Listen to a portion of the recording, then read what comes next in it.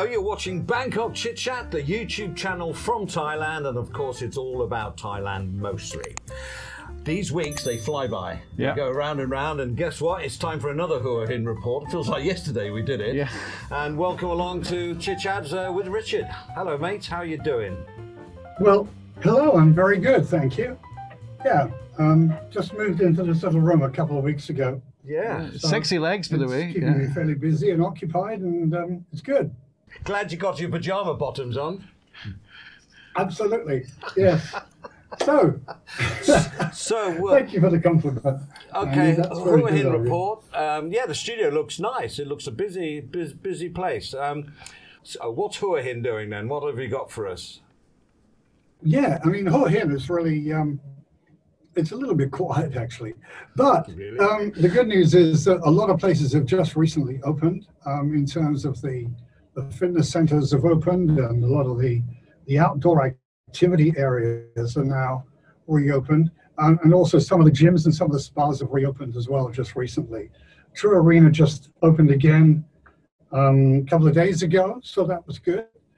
So, you know, things are gradually coming back, but there's still been a lot of problems with the COVID, that, you know, just outbreaks at a couple of the factories around.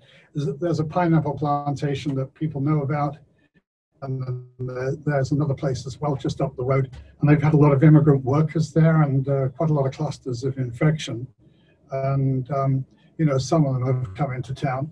So the numbers of people being infected and treated have been on the rise over the past few days. So that's not quite so good. So are see, in Bangkok, the restaurants are closed, the gyms are closed. They did open up swimming pools in condos, yeah. Yep. So you've got the restaurants, pubs, everything open down there?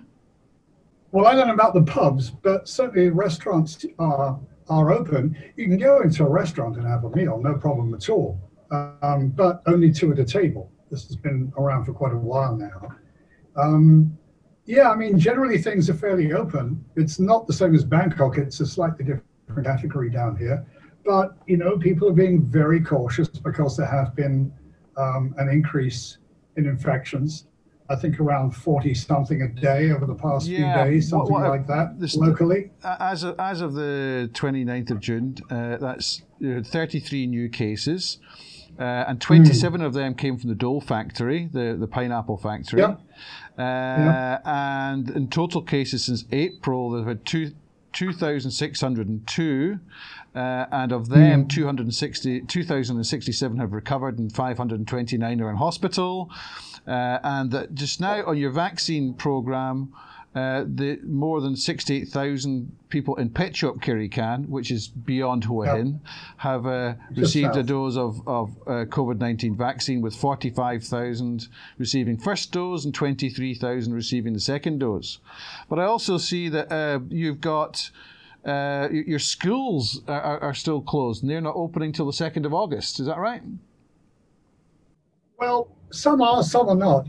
Nearly all the schools are operating online at the moment. Our kid's in there doing his thing online, and that's the case. The school yesterday, which our kid goes to Yamsaad School, which is one of the main international schools, they were talking about trying to reopen on the 12th of July. But of course, as you were saying, you know, in the press, they've been saying the 2nd of August. So I think it just really depends on how the situation develops. Yeah. A question for you, Richard, just on the vaccinations. Yeah. Have you been vaccinated yet? Have you had a first jab, and have you registered? And how is that going? I've registered. I registered at Blueport a few weeks ago. They had 5 or 6 days where they were taking registrations at Blueport and at Market Village. I think we mentioned that in our last chat.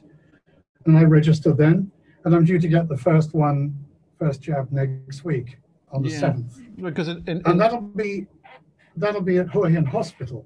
And I just think it's a little bit crazy because nearly everybody that gets a jab has to go to Hua Hin Hospital. It seems to be there's only one place. And in my mind, that just seems to be a very slow way of doing things.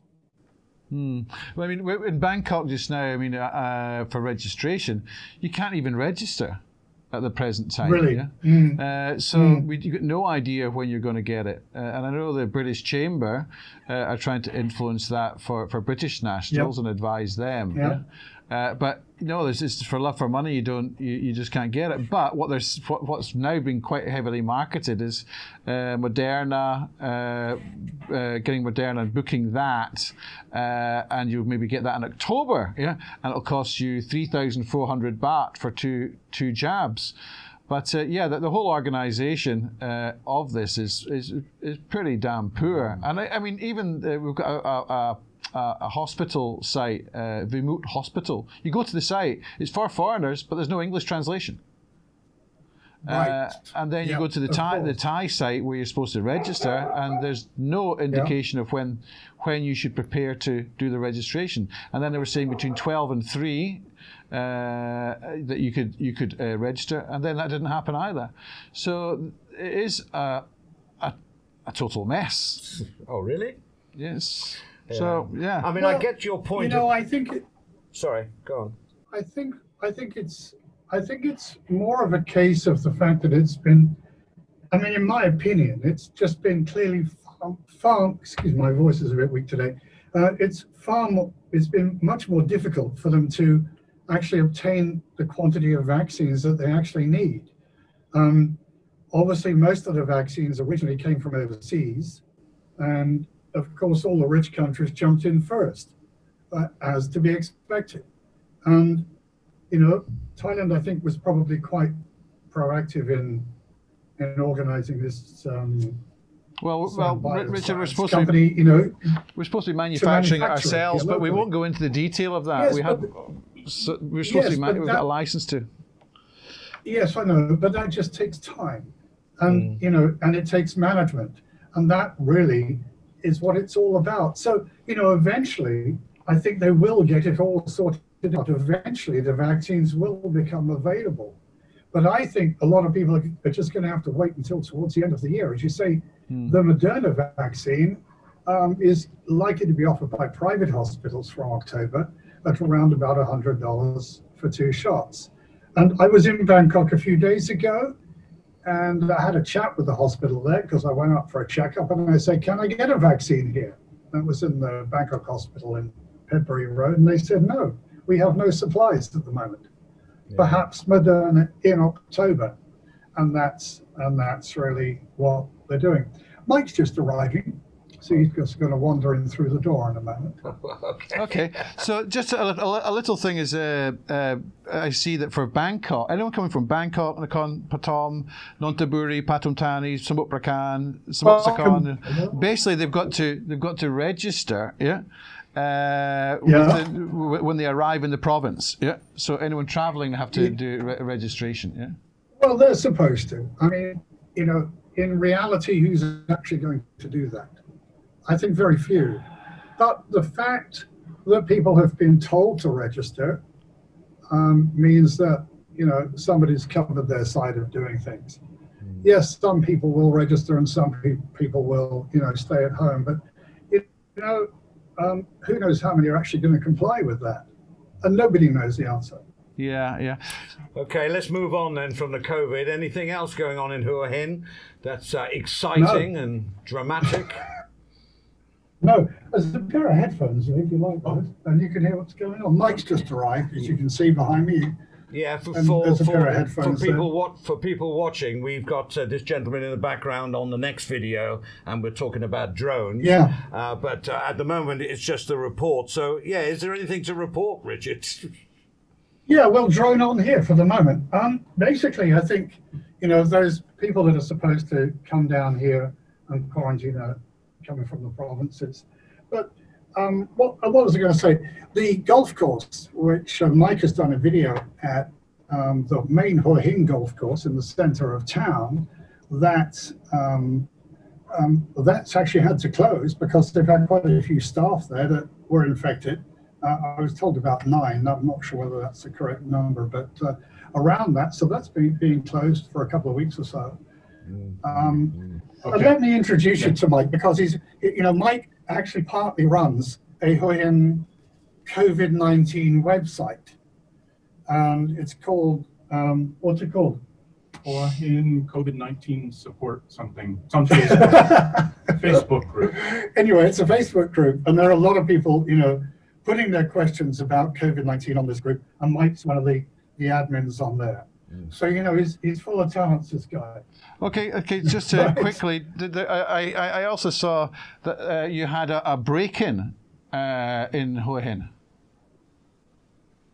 I don't know much about that. No, an elephant broke into a kitchen and started stealing things. Yes. Yeah, that's been doing the rounds. Yeah. There's a picture of it now on the screen, I hope. Yes. Over by the Palu waterfall. It's about 15 or 20 kilometers outside of town, up in the mountains.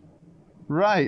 So it's a little out of, Yeah, so it's not really in the town, that's true. The picture shows basically... But it seems to have taken, it appears to have taken off though, doesn't it? Because everybody seems to be swapping the elephant for like a durian or somebody that they don't like, right? You know, it's become a meme now. Yeah, is that what they call it, a meme? Okay. So just quickly, just to sort of round things off about the sandbox. How is Hua Hin going to fit into this sandbox scenario once Phuket has proven itself as being safe? Well, it's not on any sandbox list yet, although I think the local government and the local tourism industry would really love to have a Hua Hin sandbox set up. Unfortunately, we're not an island, so you can't effectively restrict people coming in and out of the city following the proper set of rules. So we'll see how that plays out, but I think the vaccination effort is going to be key to everything. Yeah, absolutely. I agree. I think also it'll go alongside Pattaya, because they're in the same situation. Yeah, they're paralleling our situation. Okay, all right. So, there's not much more happy things to report, really. So, I think we could probably wind it up there.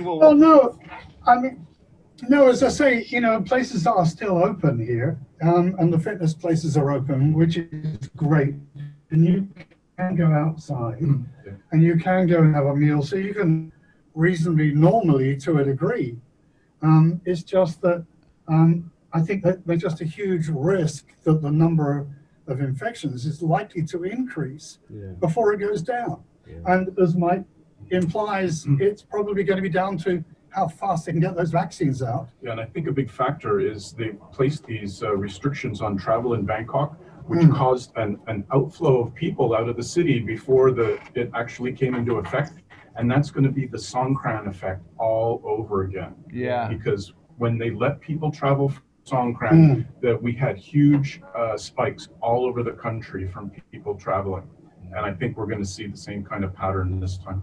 Okay. All right. Just one question on the restaurant thing. You may know or not. Are they 25% occupancy, or are they just anybody can go in? Because in Bangkok, I think they're 25%. Well, they're closed. The restaurants are closed now. Well, they closed a couple of days ago. We don't have a percentage occupancy rule, but I think it's kind of self-selecting that way, because I went to a restaurant last night. I was the only person there. I went to a restaurant the night before. There was one other person in the restaurant. What about golf courses? Are they open? You said the one was closed because of COVID, but are they generally open? They are generally open, yes. Yeah. Okay. Shopping is open. Our two big shopping malls, the small shops that are still running are open. You can't have any kind of alcohol with your dinner. No, that's true. The cinemas opened, and the exercise places opened. So it's slowly coming back. Cinemas are open, huh? Yeah. Okay, good. It's total opposite here in Bangkok, isn't it? Yeah. Total opposite in Bangkok. Everything closed. The restaurants just closed for good. No, just closed 2 days ago. Yeah, right? for 30 days. For 30 days. Okay.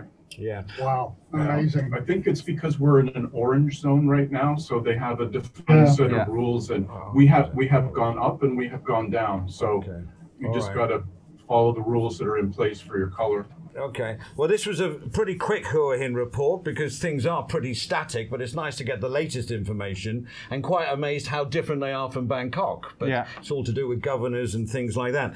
Nice to meet Michael. We'll introduce you properly because we have a video coming up all about drones, and that's going to be coming up in a couple of weeks here at Bangkok ChitChat. That's right. Although we'll be doing it in a moment. So, Richard, once again, thanks very much for your help and the report. And we look forward to you chatting along with Michael about drones in the upcoming videos. Speak to you later. Thank you. Cheers. Bye-bye. Bye-bye. I hope you got something from that. Things aren't happening much apart from COVID. It'd be nice to get some good news. Oh, I can't wait to talk about jazz festivals and I don't know, fruit markets, a beer, anything. A pint of beer. Yeah. So anyway, that was it. Look out for the drone one coming up with Michael Brown later on Bangkok ChitChat, and thanks for joining us. Speak to you later. Bye bye now. Bye.